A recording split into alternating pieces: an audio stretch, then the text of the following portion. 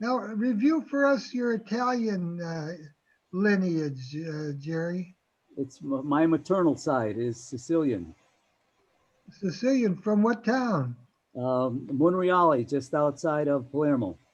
Oh, okay. That's It's got the world famous cathedral there. yeah. We've got Only a cathedral. the the dome, the golden dome from it, portrayed in our Sicilian museum. Yeah, I've seen your Sicilian donkey cart there as well. My uncle had one in his yard. And I'll introduce Jerry now. Uh, when I was growing up a long time ago in the 1950s, uh, sport was very important. Playing Little League baseball, it's emblazoned in my mind. I've forgotten everything else, but I remember all the details of my 9-year-old season and playing as a catcher to Jerry Colangelo, who was the pitcher at on the hill in Chicago Heights. Uh, and it was important in the whole 1950s, the coming of age or the Italian American trend in entertainment and sports was very strong, and it had an impact on me. And I was very pleased to read in Jerry Gems's book, Sport and the Shaping of the Italian American Identity, uh, references to all these sorts of things and much, much more, and a very good summary of Italian American history in the 20th century. And uh, I was even further pleased to read in the footnotes.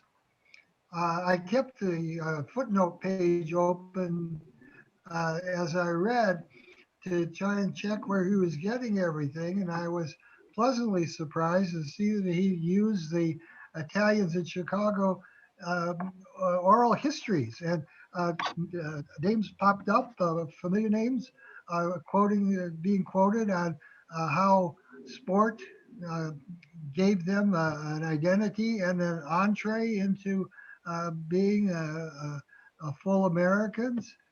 And I was especially pleased to see a reference to uh, Tony Fornelli as a football star at uh, uh, St. Ignatius. And that impacted his whole life, his St. Ignatius training and the Jesuits and all that. And of course, he impacted the Italian American community greatly, passing just a few years ago.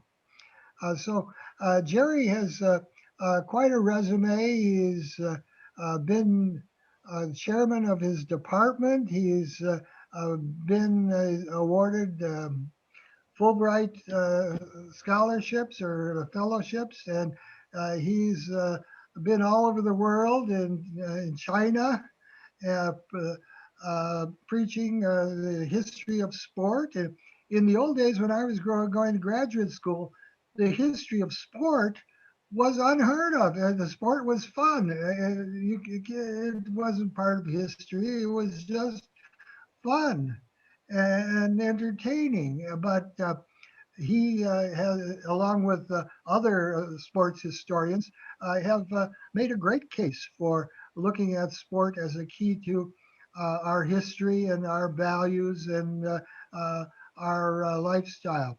So Jerry is retired from uh, North Central College. He's a colleague of Lou Corsino, and I'm really pleased to have Gerald Gems with us today. Thank you, Dominic. Okay, I'm going to start this presentation back in the 19th century in the year 1877. And on my first slide here, I'll tell you a little bit first about this guy in the picture. Louis Pisano Buttercup Dickerson was considered to be the first Italian American to play in Major League Baseball in 1877. That story has since been discredited. There's a So that's not the case. He was not the first Italian. The surname Pisano was thought to be Italian, but has later been found out that it was his mother's tribute to the attending physician who delivered him. So he did not have an Italian ethnicity. So, but that same year, in 1877, Cesare Orsini brought 14 professional athletes from Italy to New York to demonstrate Pallone, which was a game similar to highlight that he proclaimed to be the Italian national sport. The Italians expected to get quite wealthy in their show in New York, but it proved to be a dismal failure, and they were stranded until the series of fundraising events enabled them to finally get back home. More pertinent to my presentation today, Orsini's claim of Pallone as the Italian national sport assumed that there was an Italian national identity at that time.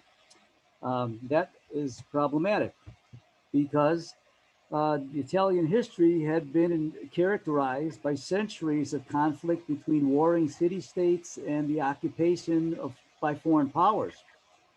Italy did not get its independence until 1861, when Giuseppe Garibaldi led his army and liberated the peninsula in the name of King Victor Emmanuel II. But as far as the Southern Sicilians and Southern Italians and Sicilians were concerned, Victor Emmanuel was only perceived as one more oppressor to them, right? Those people that lived south of Rome in the area known as the Mezzogiorno, and in fact, Italy itself had no national language that bound the Italians together. Their allegiance rested only with their family and with their communal paesani. So in the area of the Mezzogiorno, things were pretty brutal in terms of conditions. There was poor soil, overpopulation, long hours of manual labor, low wages, and continual hunger. The peasants were exploited by absentee landlords, which led to this sense of despair and fatalism that was known as La Miseria. Okay? To give you some example, life expectancy in Cosenza province, which is, for those not familiar, is the toll of the peninsula, right? In the year 1900, life expectancy for a labor in Cosenza was only 29 years. Okay? Pretty sad. Wow. So it's a little wonder then that between 1880 and 1924, more than 4 million Italians, mostly illiterate Southern peasants, migrated to the United States. Right? They spoke no English. They faced a lot of obstacles that beyond those of even other ethnic groups in the assimilation process. So, for example, the Irish, for one, could speak English. Many of the Germans who came earlier, like the Irish, were craftsmen, what we would call middle class today, and assimilated much easier. But for the Italians, they sought asylum in Little Italies. Little Italies were kind of ghetto colonies within the urban centers, where they tried to replicate the only culture that was familiar to them, their Italian lifestyles. Okay, and they faced limited opportunities for assimilation as they were kind of segregated in these areas. Nor were they even wanted by the mainstream society. There were very few who argued for the assimilation of the Italians. In fact, a couple examples I'll quote here. In 1902, Woodrow Wilson, who was then a professor at Princeton to become, about a decade later, the president of the United States, he derided what he called the alteration of stock potentially caused by the multitudes of men of the lowest class from the south of Italy. This was his perception of Italians.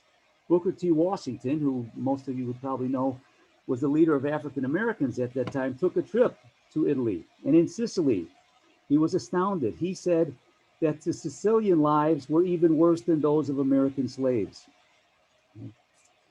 So how did this Italian identity develop? Okay. To give you my perception of this, how it developed through sports, the very first recognized Italian who was a first son of immigrants was named Ed Abaticchio from Pennsylvania. He gained national renown as a professional player in both football and baseball in the 1890s. That's him up in the right-hand corner. Okay, the guy in the middle there is Lawrence Bernoulli. And in 1899, he was the son of an immigrant peddler. He won the Boston Marathon. Wow. Right? And that led to a kind of a prelude to the rest of his life. He was very involved in sports as a runner first, and then a rower, a baseball player. He then owned a stable of trotting horses and became a boxing promoter. So you can see already by the turn of the century, the second generation of Italians is becoming more involved in American sport forms, right? The, the picture on the bottom of the screen is a guy from Italy named Dorando Pietri, right? Pietri was a famous Italian distance runner in the 1908 Olympics held in London. He came into the stadium, which was the finish line, in first place, but he collapsed before he got there. There was great antagonism between the English and the Americans at the time. And as you see in the picture, two officials, English officials, actually picked him up and helped carry, and he fell down again. They picked him up a couple of times and helped him get to the finish line because the second place runner who had already come in the stadium was a guy named Johnny Hayes, an American. They did not want the American to win. This led to actually a dispute, which Hayes was awarded the gold medal for because of the help that they had given to Pietri. Okay, but what comes of this is about this time, there's a great fascination with distance running and what were the abilities and potentialities and limitations of the human body at the time. So marathon running was kind of a big fad, right? So what happens is Pietri comes to America for a rematch with Johnny Hayes, and it's held in Madison Square Garden before 10,000 spectators. And Pietri wins. He actually sets a new world record by almost 12 minutes, right?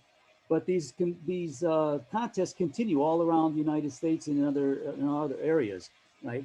So Pietri is continuing to compete with other ethnic rivals, and this led into this idea of what we call scientific racism, where different cultural groups or ethnic groups or racial groups superior to others. It's still sometimes an ongoing controversy, right? But they would pit against each other in these distance races, right? And so wherever Pietri went, the Italians would turn out in large numbers to fete him in banquets and gifts and things like this. And in Chicago, I was able to trace down the backgrounds of some of these spectators because the newspaper journalists had interviewed them, right? And by reading the interviews, I was able to determine that did not see themselves any longer as Romans, or Napolitans, or Sicilians, right? They were developing the sense of being just simply, in general, Italians, right? So you start to see a generalized Italian identity developing rather than this local identity, right? So this public transition in the American identity becomes even more evident with the guy in the lower right-hand corner there. Gaston Strabino was an Italian immigrant who chose to become a naturalized American citizen. He made the American Olympic team in the 1912 Olympics and won the bronze medal in the marathon in Sweden that year. Next, the Italians were confronted with this question of whiteness and their skin color, okay? So in the South, you had these negative perceptions of the Italians about the mafia and the Black Hand, right? Segregation in the South. And in Louisiana, they were equated with blacks. Their children had to go to segregated schools. Just like the blacks, they were banned from the New Orleans police force. They were disenfranchised, had to pay poll taxes, literacy tests, residency requirements. It sounds familiar, what's going on in Georgia again, okay? And in the North and in the mining towns of the West, the Italians were the lowest paid of all workers. In fact, I did a study also in New York when they were building the subway. There were basically three different ethnic groups building the subway system in New York. The Irish were on the top level. They were paid the most. The African Americans were in the middle level. They were paid the middle wage, and the Sicilian, or not just Sicilians, but Italians in general, were on the lowest level. They had the lowest pay scale. Okay. Other kinds of things that happen. I got to fight for space in the playgrounds.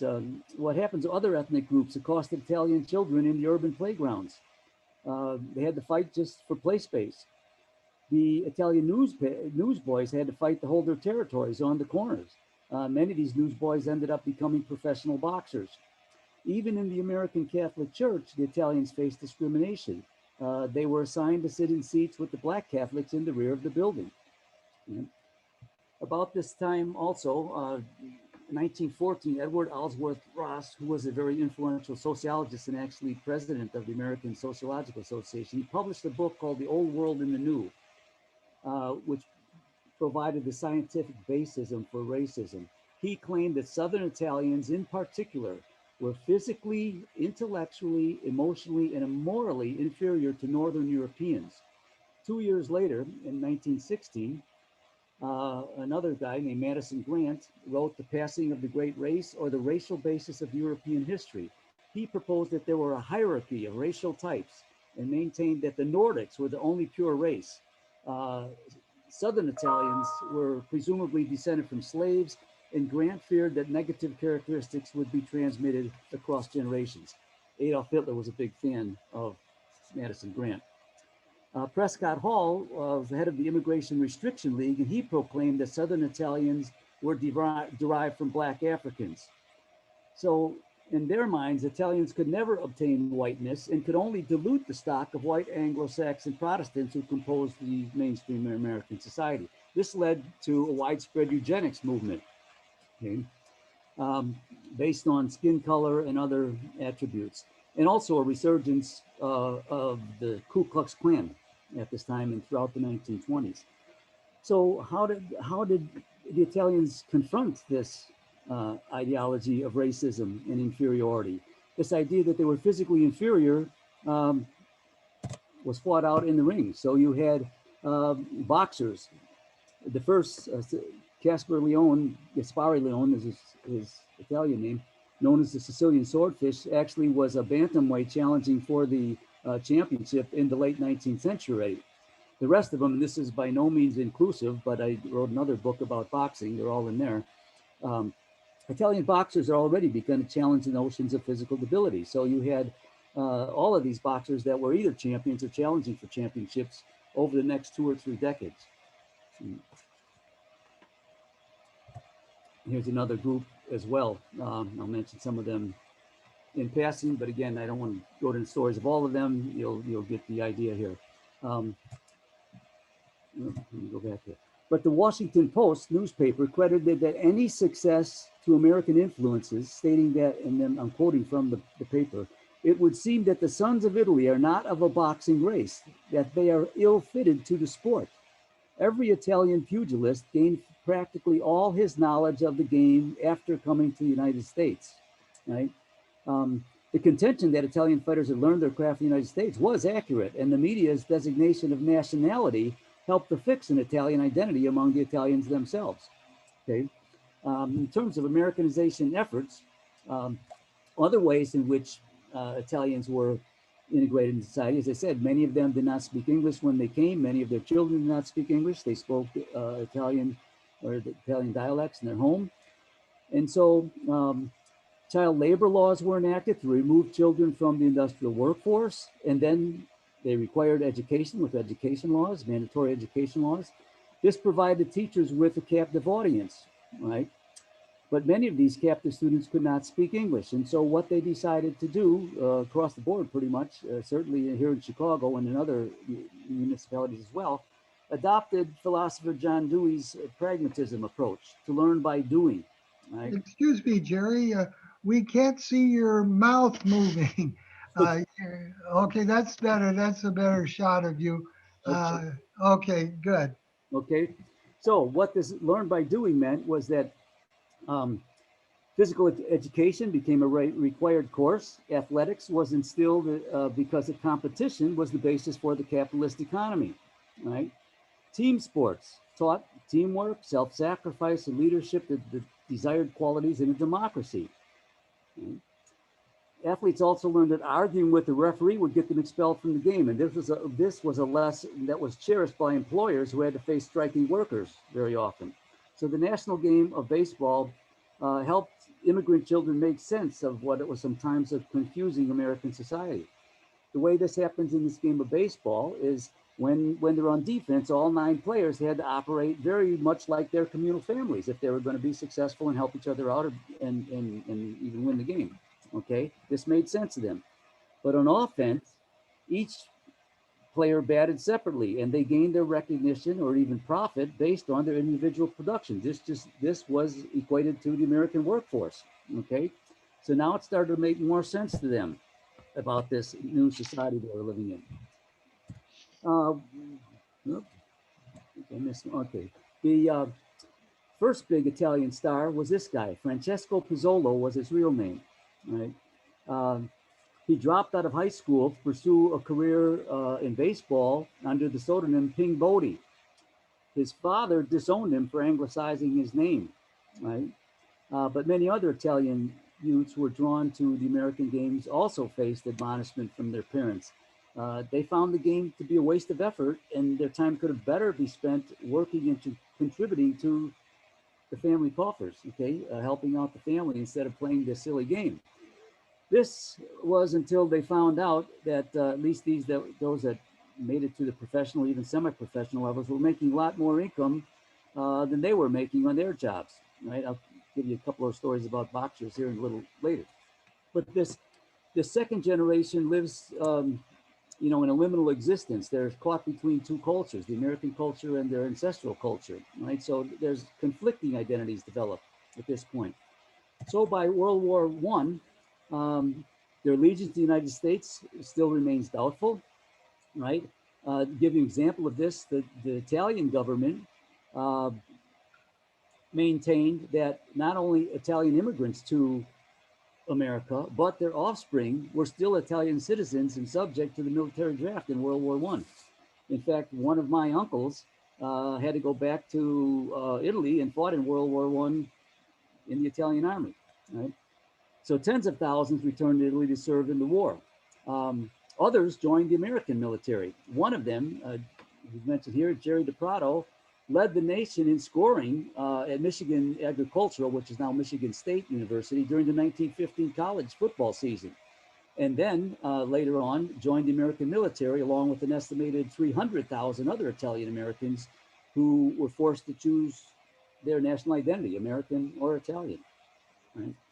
Yeah, that's interesting. We always talk about how many Italian young men served in World War II, and say it's up to 1 million even.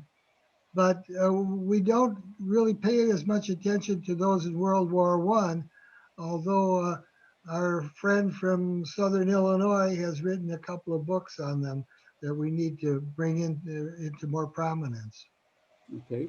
This becomes problematic after the war as well, where Benito Mussolini takes control in Italy.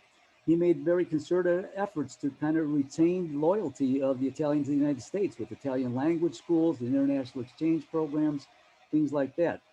Other things that continued to give the Italians a negative image were the Sacco and Vanzetti trial. Nicola Sacco and Bartolomeo Vanzetti dragged on throughout the whole decade of the 1920s.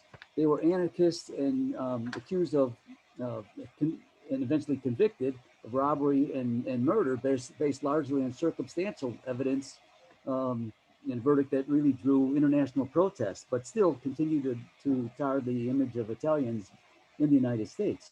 Jerry, the 1920s really had a lot of Italian standouts. The Al Capone was the major criminal, and Rudolph Valentino was the top movie star, and Sarrazin was the top golfer, and we could go on with Ponzi was the Ponzi scheme guy. And Charles Atlas was really big in the 1920s. All these big cultural heroes, and of course Sacco and Vanzetti. That was the big civil rights movement of the 1920s. Yeah. So we were really prominent. Yeah, all those stories are in the book that you put up there in the beginning. So to continue, again, baseball becomes prominent as the national game, and Tony Lazzeri is the star second baseman for the New York Yankees in the 1920s. But and even though Italians faded him and followed him around, he had to endure a lot of ethnic slurs and insults from fans and other players, some of them who were members of the KKK. But Italians also made conspicuous appearances on the Olympic teams during that time. Frankie Gennaro and Fidel Barber both won gold medals as boxers in the Olympics during the decade. Ray Barbuti, who I put on the screen here, was a football star actually at Syracuse University, and he was the only one to win an individual gold medal for Americans in 1928. In later Olympics, the others I got up here, women as well, which was a big deal. Eleanor Garati Seville won fame as a national swimming champion. She set world records in the 100-meter freestyle event and won 2 gold medals in succeeding Olympics. And as I said, there were many boxers, weightlifters, runners, and others on the Olympic teams during this time. But the last 2 I got here are quite interesting. Clementine Brita was her real name. She was better known by Maud Nelson, her married name. She had come to the U.S. in the 19th century.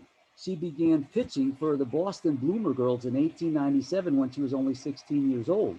She became an entrepreneur. By 1911, she managed her own barnstorming team. And she, Garati Seville, and another gymnast, Ada Lunardoni Comiskey, who's on the 1936 Olympic team, all continued to compete even after their marriages. This is a real divergence from Italian culture. Their entrepreneurial and competitive ventures represented, as I said, a distinct departure from the domestic lives of their female ancestors. The other guy I got up here on the bottom, Joe Savoldi, played for Notre Dame along with Frank Carrillo. Both of them were stars at Notre Dame. They played on teams that won 2 national championships for Knute Rockne. But Savoldi is even more interesting because after he actually gets kicked out of school for being married. He turns into becoming a professional wrestler. But in World War II, he becomes a spy for the U.S. In Sicily, working in the underground. An interesting character. One other one that's not up there is Hank Luisetti, who was a renowned basketball player who revolutionized the whole game of basketball with his jumping one-handed set shots, a 3-time All-American and the first college player ever to score 50 points in a game. And, go back here again. I'll mention a couple of other ones. I told you about the ways in which some parents were won over by their athletic children to actually starting liking sports for different reasons because of the income they generated. So one was Willie Pep. His real name was Papaleo, right? But again, he shortened it. He began, as a lot of boxers did, began fighting in 1937 as a 15-year-old. He drew a protest from his father, but his father earned $15 a week working as an employee for the Works Progress Administration. When his son gave his father 40 of the $50 he had earned for 2 bouts in one night, his father told him, "Hey, see if you can fight twice a week from now on." Other working class sports were similar. Willie Mosconi lost his job that helped support his sick parents and 7 siblings in 1931. He turned to playing pool and he won a local tournament. He gave his father $75 as prize money. His father said, "Go out and find yourself another tournament." Soon, Mosconi bought his father a tavern where he could become his own boss. This was the dream of many Italians. And others, with the knowledge of bocce ball, turned to bowling. One of the more famous Italians was Andy Verapapa, who started out playing semi-pro baseball, then became a boxer and a billiards player, and finally realized that his best sport was bowling, where he became quite wealthy after losing his machinist job. Right? So, how does this transition from race to ethnicity take place? This happens about the 1930s, and there's a key figure involved in terms of the idea of whiteness and ethnicity for the Italians, and that's Joe DiMaggio. He kind of epitomized the public transition to Americanization. He became widely acknowledged as the best player in America's national game. And the timing of his stardom is really important. I think it coincided with this ideological transition during the interwar years. And the way this transformation takes place comes about basically through 2 scholarly disciplines. Anthropologist Franz Boas from Columbia University and sociologists Ernest Burgess and Robert Park rather, at the University of Chicago, kind of led the way in separating these two concepts of race and ethnicity, which had been conflated, right? The way that Edward Ellsworth Ross and Madison Grant presented this idea of races, Boas and Park and Burgess argued for greater recognition rather than skin color of cultural differences based on common ancestry, place of origin, belief systems, language, religion, or shared history, right? So we get to see this transition taking place, and Joe DiMaggio was a part of it.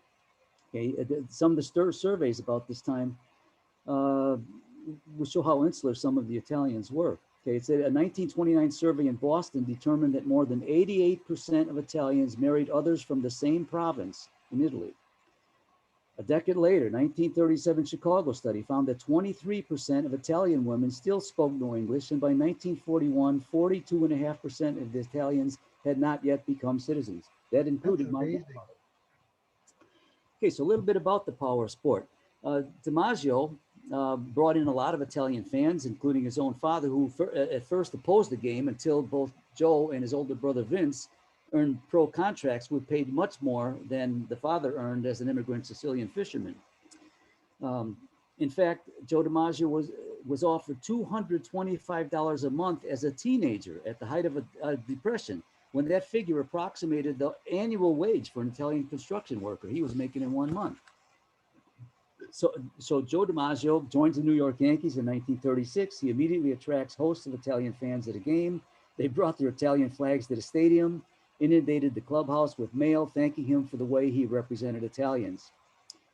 He still adhered to Italian customs by sending most of his salary to his parents and bought them a house. He bought a fishing boat for one of his 9 siblings. During his tenure at the Yankees, he won 4 World Series in a row. He was declared the most valuable player in 1939. But still, after all that, Life magazine, which is probably the most popular at the time, for public consumption anyway, claimed they characterized him as a freak, as shy, inarticulate, and a paragon of laziness. They said he slicked his hair with water rather than olive oil. So this is how they characterize his Americanization. Or bear grease. He ate chicken chow mein rather than spaghetti, and he did not reek of garlic, which was supposed to be a measure of his Americanization. After DiMaggio's 56 consecutive game hitting streak in 1941, school kids in Cincinnati voted him the greatest American of all time, measure of his Americanization.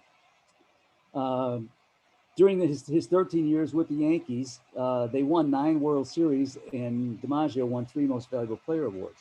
Right? Okay, so World War II has another great effect in terms of its Americanization of Italians, which Dominic already alluded to, right? But as most of you probably know, just like the Japanese, especially on the West Coast, Italians were also declared enemy aliens. They were removed from the coast. There were too many of them to put in the concentration camps like they did to the Japanese, but they were also segregated and monitored, right? But yet, at least a half million Italians joined the U.S. military, and as Dominic said, perhaps many more than that. But many of them joined the Marine Corps for a particular reason, because then they would not be sent to Europe and perhaps literally have to fight against their cousins, right? So they went to the Pacific Theater rather than Europe. DiMaggio himself enlisted somewhat reluctantly in the Army Air Corps in 1943 because he already had a wife and a child by that time. But that marriage was short-lived. His second marriage to the Hollywood goddess, Marilyn Monroe, really substantiated the Italian claim to whiteness and provided a greater measure of acceptance in mainstream American society. And again, in other studies, some sociology here, by 1950, nearly 80% of foreign-born Italians opted for citizenship by that time. Okay, and again, by the 1950s, one of the ways in which the Italians not only established, but reinforced this idea of their whiteness happened through boxing, okay? A number of Italians who emerged as champions. Rocky Graziano is a famous one, as well as Jake LaMotta among the middleweights, often fighting against black champions or black challengers In fact, Carmen Basilio was another one who actually won the middleweight championship from the probably the greatest fighter of all time, Sugar Ray Robinson, in 1957. But the most famous of all, still an icon today, was Rocky Marciano, who represented what they called the Great White Hope in a sea of black heavyweights. All the best fighters were heavyweights, and Marciano are black heavyweights. And heavyweight division is considered the toughest guy in the world. Okay, symbolically anyway. So Marciano not only knocks out Joe Louis, but 5 other Italian fighters to win the championship. And he retires undefeated in 1955. I think at this point there's still only no heavyweight champ that has retired undefeated. Okay, I think coincidentally at the same time it's not just sport but popular culture, which helps to establish the whiteness of Italian community, right? So in the popular culture, you've got people like Frank Sinatra atop the pantheon of musical and screen stars. You've got not only DiMaggio and Marciano, you've got in the Green Bay Packers, Coach Vince Lombardi becomes quite famous. Some other ones that you would recognize here from the popular culture in music and movies, right? Another one, not up here, Bart Giamatti, the grandson of an Italian immigrant laborer, becomes president of Yale University, and then he becomes commissioner of baseball, Major League Baseball. But I think by the 1980s, you start to see a resurgence of ethnicity among Italians. The 3rd and 4th generation Italians are kind of in the forefront of this. And the one Dallas survey showed that 80% still relished Italian foods, 84% remained Catholics. Bocce ball clubs appeared throughout America, and Italian festivals proliferated throughout the nation that extolled Italian pride. That's a phenomenon that obviously still continues today, even here in Chicago. So sociologists would call this a segmented assimilation, which produces kind of an amalgamated culture, something less than the full acculturation that was predicted by the melting pot theorists. The more today, the metaphor is kind of like a salad bowl, right? You would see here Jerry Colangelo, as Dominic referred to already, he and a number of other Italians become owners of professional franchises, Colangelo in a number of sports, but yet the continued portrayal of Italians as gangsters in literature, cinema, art, or the glorification of even more recently, the hedonistic and materialist Guido culture, still stereotypes Italians in a negative way. And so a large number of Italian-American athletes have chosen, another way in which Italians have made a choice, Italian-American athletes have chosen to represent Italy rather than America on the Olympic team. So give you just a couple examples. 9 of the 20 players on the 1984 Italian Olympic baseball team were actually born in America. So if your grandparents were Italian, you can claim Italian ethnicity. 13 of the players and 4 of the coaches on the Italian national team in 2009 were American citizens. In Giuseppe Rossi, who was born in New Jersey, chose to return to Italy to play for its national soccer team rather than the United States. And he was actually the leading scorer for Italy at the 2008 Olympic Games. So I'm going to come to a conclusion here. Whereas the Italian immigrants traveled to the United States in the late 19th century without a national identity of their own, they developed multiple identities in the United States, right?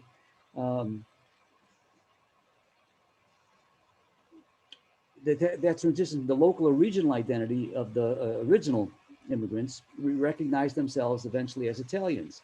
The second generation, or the so-called hyphenated Italian Americans, or incomplete Americans,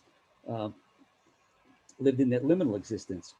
I have an example of one guy here, Al Dinan, who was born in Philadelphia, learned American sports and played soccer in college before a successful career in the United States as a businessman. Yet he travels to Italy regularly and he still maintains that it is the best place in the world. Okay. I think also the numerous memorials of Joe DiMaggio that have been erected long after his playing career attest to his continued significance as a bridge across generations. So I think we can talk about this if you want to, but I think in some cases that the process of identity and identity formation is still a continually evolving one. And whether or not Italians are completely assimilated into the American culture or not, I think we could debate.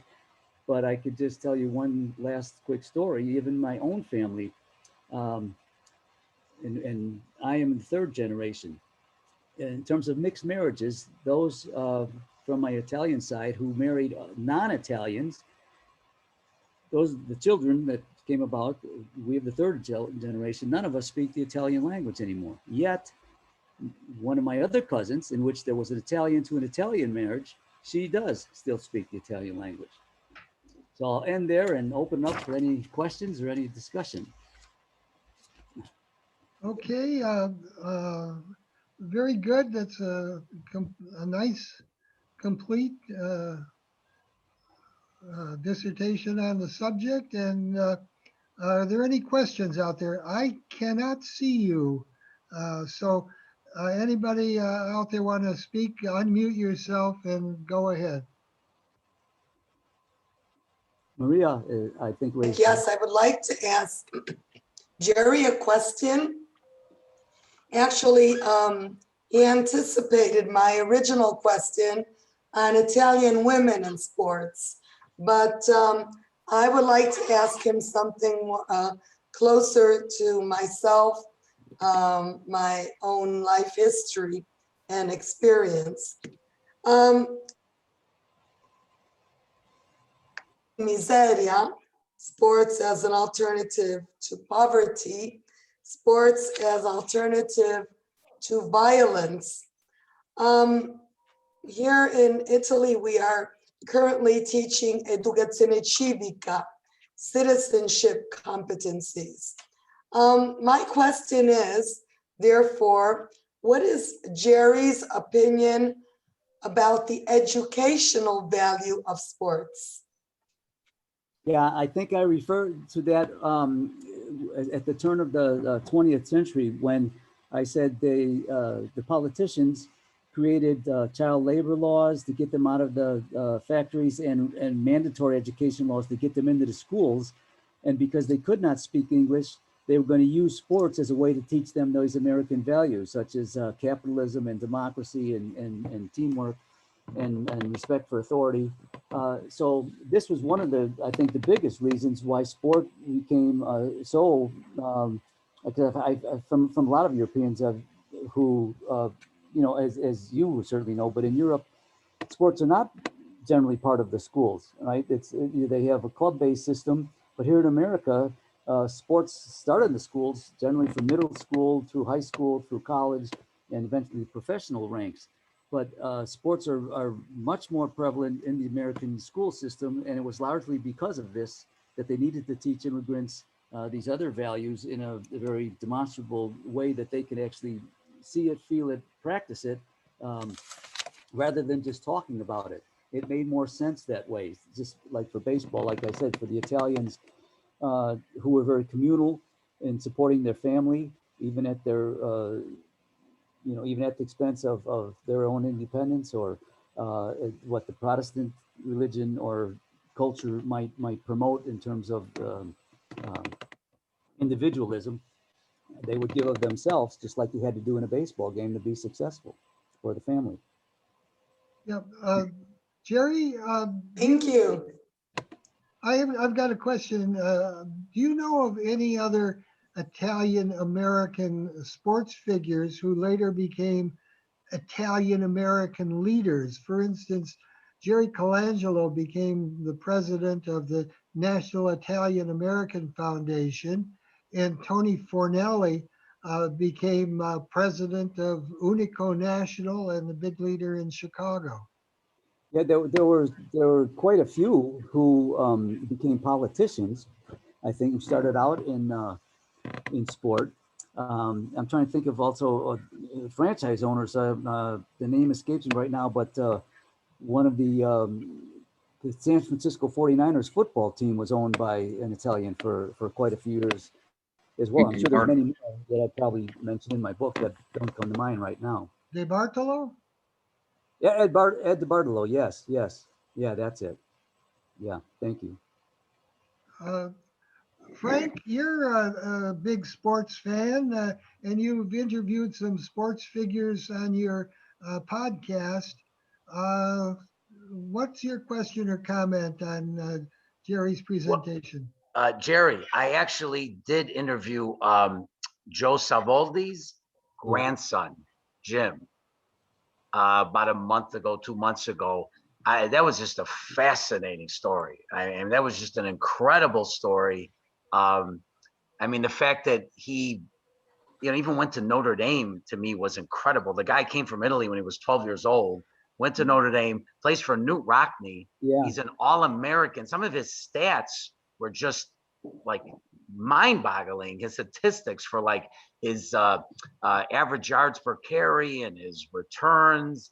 And then he went on to play for, he was signed a contract with Curly Lambeau, but then George Halas somehow screwed Lambeau and got him to come to the Bears. And then he played for the Bears, and then he ends up being a professional wrestler, and then he ends up being the spy that you referred to. And then at the end of his life, he actually finished his education, became a teacher, and I think it was like the state of Kentucky, and he was a mentor. He was a high school teacher and mentor, and that was some of his most fulfilling things that he did in this incredible life of his. Yeah, Frank, that's a story worthy of a biography. Yeah, it should be a movie for sure. Yeah. And I told his grandson, Jim, I came across an article, I believe it was the Philadelphia Inquirer, and I just was blown away because I was always into sports as well, and I never heard of Joe Savoldi. Yeah. And fortunately, I contacted the grandson, and he agreed to do the interview. It was very interesting. But that's really the value of what Dominic's doing at Casa Italia, saving our stories. I mean, these are stories that need to be told. They need to be saved. Absolutely. And the other one that you referred to, Hank Luisetti, I was just blown away to learn that literally basketball's first superstar was an Italian American. Yeah, I mean, the guy scores 50 points in the game when the total points in the game might not be 50 points, Right. So there's a lot of great stories out there. I try to include as many as I could in that book, but there's only so many pages. Do you think Italians looked back in the day, looked to sports? Most of the immigrants' kids or immigrants, they weren't into school. It was tough times. And I mean, do you think they looked to sports for an out? Maybe, I don't know. Oh yeah, this is the point I make in that book. They had no education when they came here. Most of them were illiterate. Their parents didn't value education. They needed them to work to help support the family. But the one thing they had was strong bodies. I mean, they had their physicality, they had their physical abilities. And so sport appealed to them. Plus, it made sense to them. The survival of the fittest. I mean, the best team wins. They were my uncle, which is, I've sent the family history to Dominic as well to save our stories. But he was an interesting character who grew up playing kind of like semi-pro football and ended up being president of the social athletic club. And he learned a lot of administrative skills that enabled him to start his own business and did quite well. By the time he died, he left his kids millionaires. So, but they lived by the dictates of the working class street culture, and so if you're a tough guy, I mean, you have to be able to support yourself with your fists or whatever. So all sports appeal to them. And you can see the same thing today, not only with Italians, but other groups, the way that they transfer their own culture to the way they play the game. Jerry, talking about Italians becoming white, you do that, I think, quite skillfully. Could you make a comment on that? Yeah, I think as I said, with the limited amount of time here, I just touched on it, but in the book, I go into it in much more detail. And the racism that was prevalent among the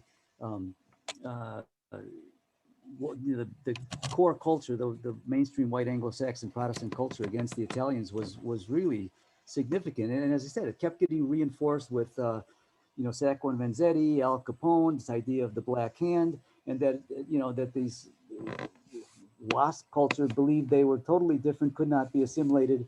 And the idea that they had dark skin, that they came from Africa, that they would dilute the American stock and make it weaker, all these things that had to, and it took years to be disproved, we still have so much racism in the society today. I think, Italians for the most part have overcome most of this, but you still have, as I said, these characterizations in the movies, Sopranos was so popular, and, The Godfather and other media. Nixon thought we smelled different. What's that? Nixon felt we smelled different. Yeah, well, they talk about garlic and greasing their hair with olive oil, kinds of things they said about DiMaggio, and it's the same kinds of things they said about Asians and blacks and others, and so they were grouped in the same type of racist categories. But then did Italians adopt the racism of the white majority? Well, this is part of whiteness. Okay, part of becoming white was becoming part of this value system, this belief system, and before this time, blacks and Italians coincided quite well. They often lived close to each other. They suffered the same animosity. Once the Italians became white, many of them adopted this racist ideology. I should say many, some. You saw that when here in Chicago when Martin Luther King marched to try to integrate some of the white neighborhoods. It wasn't just Italians; it was Irish and others as well. But you saw this white backlash. Okay, I can see you now. Anybody want to raise their hand physically? Okay, Lou Corsino. Jerry, how you doing? It's good to see you again. And talk to you, obviously. You mentioned three areas, okay? Obviously sport and entertainment a little bit, and you mentioned organized crime. You think those three areas are similar in terms of Italians sort of moving up in the world in legal and illegal ways, because they're results-oriented sort of areas. It's hard to be prejudiced against. It's hard to say that Joe DiMaggio is not talented if hits in 56 straight games. It's hard to say that famous singers when they hit high notes aren't the best singers. And even Al Capone, if you get so much money, that you think those are the three areas in which Italians sort of made inroads into the mainstream society and overcame in some ways prejudices, because it's hard to deny the results of their success. In other areas, teaching and other things, you could fudge it a little bit. Does that make sense? Yeah, it does. I think there's a lot of validity to that. First of all, in a boxing match, there's going to be one winner. It's going to be obvious if you're knocking people out. Right. You can no longer say somebody's weaker than somebody else or they're physically inadequate when they're champions of the world. But I think there's another element to this as well, Lou, because it was Italians at the time I was talking about. It's been other racial or ethnic groups at other times, and maybe the blacks currently, who have been excluded from the mainstream means of making, the American dream of social mobility, of bettering yourself, of having a good life. And that's why, as I try to portray in this family story I sent to Dominic, that doesn't happen in one generation, except unless you're DiMaggio, or somebody like that. Other historians claim it takes about 3 generations for us to reach this point. Again, I can use my own family as an example. My grandfather was an illiterate Sicilian shepherd who had to stow away on a ship to get here. I could be a university professor, I mean, it takes a while to get to that point, but boy, am I glad that he made that choice, Jerry, a personal question. How did you get involved in sports sociology, sports history?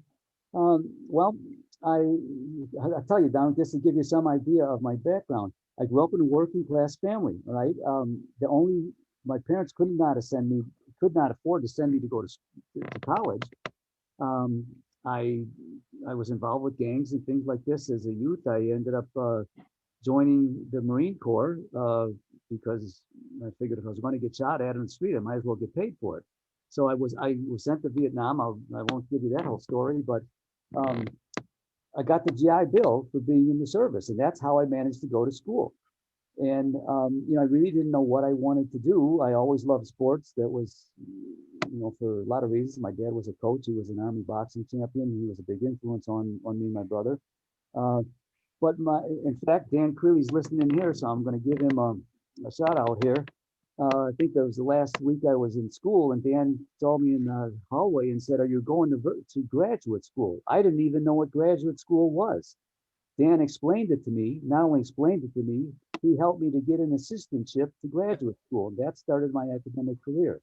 I taught for a number of years in high schools, overseas, as well as in the US, in California, and then got another assistantship to get my PhD. And that's what put me on the road to, and again, I thought, and as you said before, when you were younger or in school, sport history had no place in academia. Well, I was fortunate to come along at a time where it was where sport history became much more established and acceptable. I mean, they teach it at Harvard now. So I was able to make a wonderful career out of things that I loved to, would have done anyway. The books, read the same books, write the same articles, teach the same subjects. I'll give you another example. I have a working class cousin who he said, you wonder what I did as a university professor. And when I told him what classes I taught, he said, "That's not a real job. You haven't had a real job since you quit driving a truck."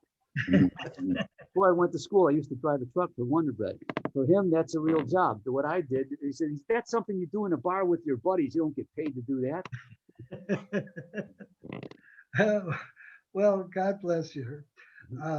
Any final notes? Got his hand up there. Jerry, Ed Inicelli. I grew up in Providence, Rhode Island. And a couple of things. I was a little late to your presentation, your wonderful presentation, so I apologize if I repeat something. But Rocky Marciano, of course, grew up not too far from Providence in Brockton. He had many fights in Rhode Island, and they adopted him here. In fact, the one fight he may have lost was to Roland Lastarza, and they gave him a Homer decision, if you will, split decision. But I want to tell you about a guy in 1920, plus or minus a few years, who was the greatest cyclist in the world, and he was right here in Providence, Rhode Island. His name was Vincent Madonna. Vincent Madonna cycled in the Providence Cyclodrome that held 25,000 Italians, because that was his home court, if you will. And his nickname was Pusha, because when he came to the finish line, it was Pusha Madonna, Pusha Madonna. And he became world famous and the best in the world. And then when he retired, he opened a pizza place in New York. The other thing about the Providence Cyclodrome is in the center of the cyclodrome, the Providence Steamroller, the first conference championship team, played in the middle of that cyclodrome. Yeah, that's an early NFL team. Or the first championship team. Yeah, thank you, Ed. Thank you. A side note, my father was born in 1898, and he came to the U.S. in 1925. And to the time he died in the 1990s, he could not distinguish between football and basketball and baseball. It was all foreign to him, all Greek to him, if you want to put it that way. Yeah, I have another family story. My grandfather didn't appreciate American sports until he realized that until his children started playing them. And when he really didn't like football, he thought it was useless. And he at a picnic he was saying this, and all the boys, the younger boys who played the game, said, "What do you mean? It takes all kinds of skill." He said, "You couldn't kick a ball like they kick it." He picked up the ball and he just booted it. And my cousin who was there said it just went on and on and on through the air, and they were just astonished. And he said, "What do you mean? There's nothing to this game." Okay, well, thank you very much, Jerry. You were a big hit. Thank Thanks, you. Jerry.